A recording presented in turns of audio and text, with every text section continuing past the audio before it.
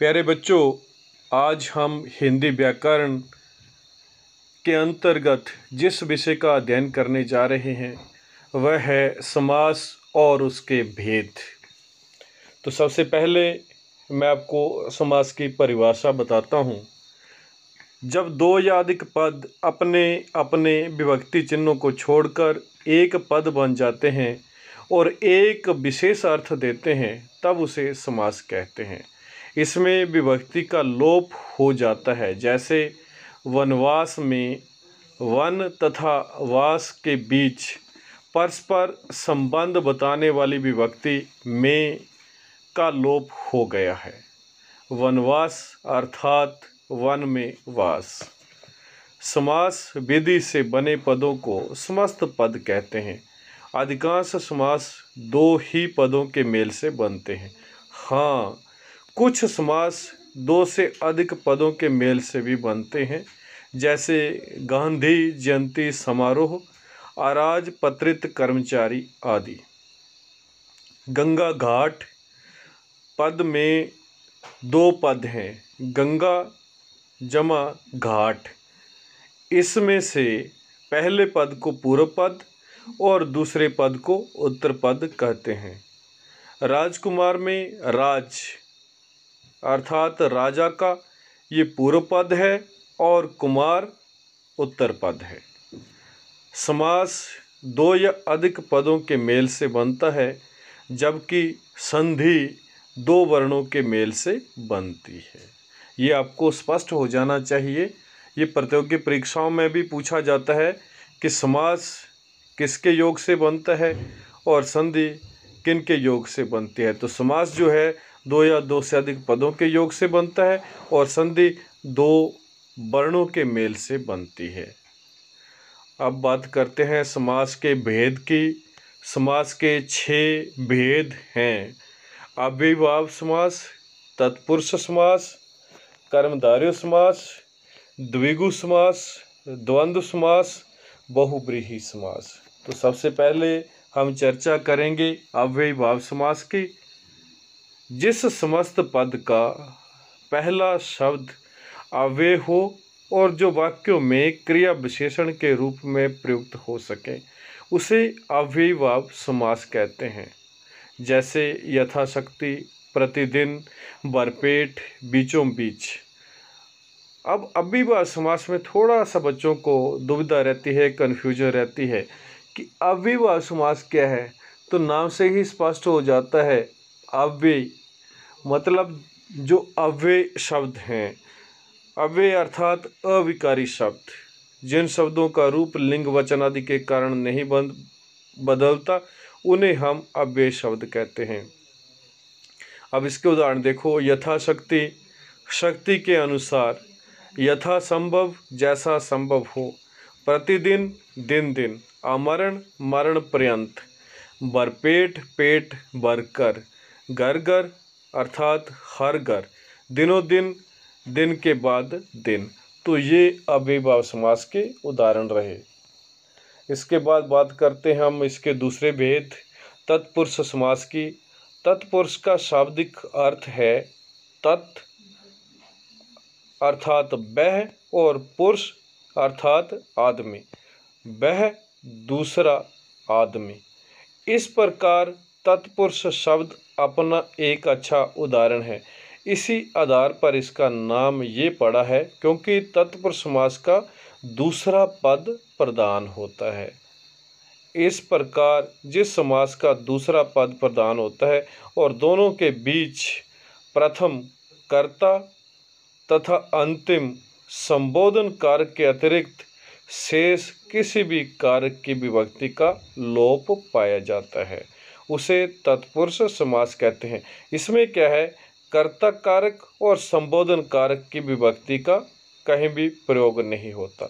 शेष सभी की विभक्ति रहती है और उसका जो है बाद में लोप हो जाता है। जैसे राजपुरुष, राजा का पुरुष। ऋण मुक्त, ऋण से मुक्त।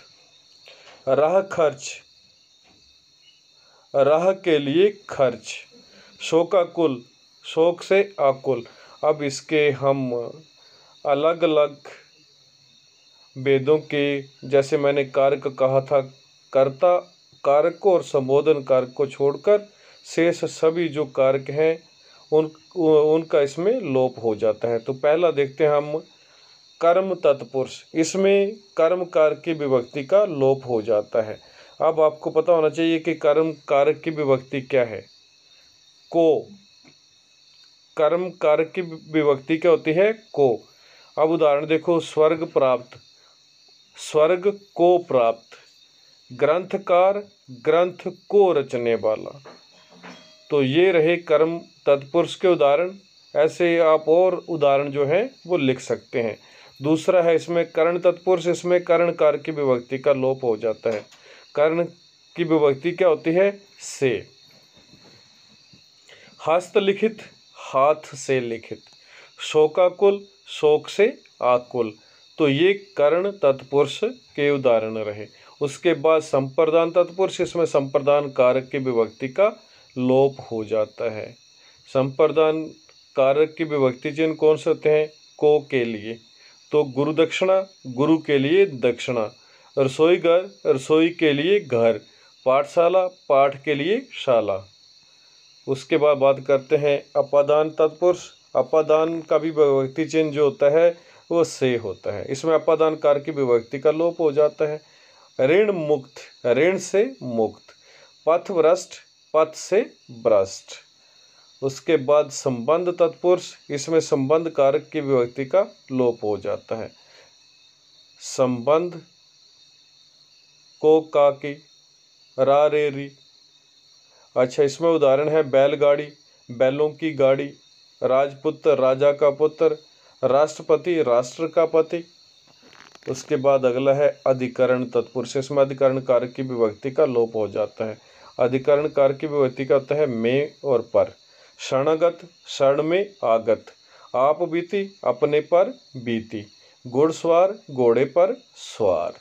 इसके अलावा तत्पुरुष समास में बहुत कम बताते हैं, लेकिन मैं आपको स्पष्ट कर देना चाहता हूं ताकि आपको ज़िंदगी में कभी भी समास को लेकर कोई कन्फ्यूजन ना हो। तो नंज तत्पुरुष है, इसमें निषेध या अभाव दिखाने के लिए किसी शब्द से पूर्व ओ या अन लगाने से जो समास बनता है उसे नंज समास कहते हैं। जैसे अधर्म अर्थात न धर्म, अपूर्ण न पूर्ण, अनाचार न आचार। इसके बाद आता है एक और अलुक तत्पुरुष। अलुक तत्पुरुष समास में पहले पद की विभक्ति का लोप नहीं होता। अब देखो, इसमें पहले पद की विभक्ति का लोप नहीं होता। जैसे युधिष्ठिर, युद्ध में स्थिर, धनंजय, धन को जय करने वाला। इसके बाद एक और आता है उपपद तत्पुरुष। उपपद तत्पुरुष समास का स्वतंत्र रूप में प्रयोग नहीं होता। जैसे पंकज, पंक जमा ज, पनडुब्बी, पन जमा डुब्बी। तो ये तत्पुरुष समास था। अब अगला चलते हम कर्मधारय समास। कर्मधारय समास में हमें दो बातें विशेष रूप से ध्यान में रखनी होती हैं कि इसमें विशेष विशेषण संबंध होता है और उपमेय उपमान संबंध होता है। अब इसकी परिभाषा देखिए, जिस समस्त पद के दोनों पदों के बीच विशेष विशेषण संबंध हो अथवा उपमेय उपमान संबंध हो और दोनों पदों में एक ही कारक कर्ता कारक की विभक्ति आए, उसे कर्मधारय समास कहते हैं। ठीक है, तो मैंने आपको और अधिक स्पष्ट करने के लिए पहले विशेष विशेषण संबंध के उदाहरण दिए हैं, उसके बाद उपमेय उपमान के। विशेष विशेषण संबंध में नील कमल, नीला है जो कमल, नीला क्या है? विशेषण है। लाल मिर्च, लाल है जो मिर्च, तो लाल क्या है? विशेषण है। पीतांबर, पीत है जो अंबर, तो पीत रंग है पीला। भला मानस, भला है जो मानस, तो इसमें भला जो है वो विशेषण है।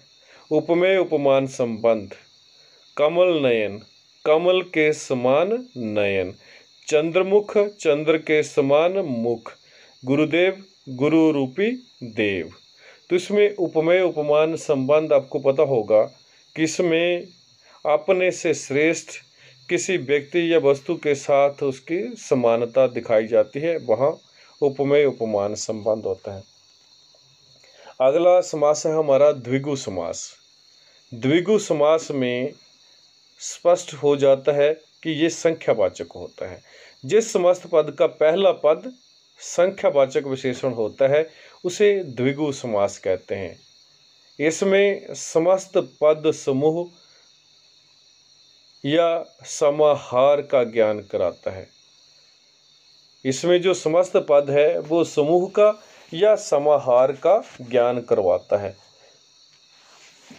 उदाहरण सतसई 700 दोहों का समूह, चौराहा 4 राहों का समाहार, त्रिफला 3 फलों का समूह, सप्ताह 7 दिनों का समूह, पंचवटी 5 वट का समाहार, वट होते हैं वृक्ष, वृक्षों का समाहार, पंच तत्व 5 तत्वों का समूह।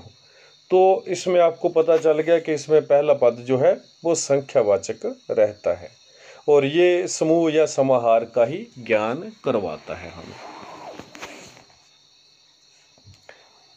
उसके बाद आ जाता है हमारा 5वां भेद, इसका द्वंद्व समास। द्वंद्व सबसे आसान मुझे इसका भेद लगता है।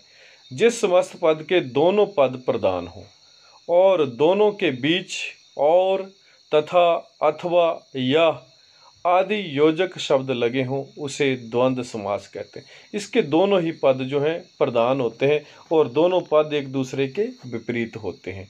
अन्न जल, अन्न और जल, दाल रोटी, दाल और रोटी, पाप पुण्य, पाप और पुण्य, नमक मिर्च, नमक और मिर्च। तो आपने देख लिया होगा कि इनके बीच में जो चिन्ह है योजक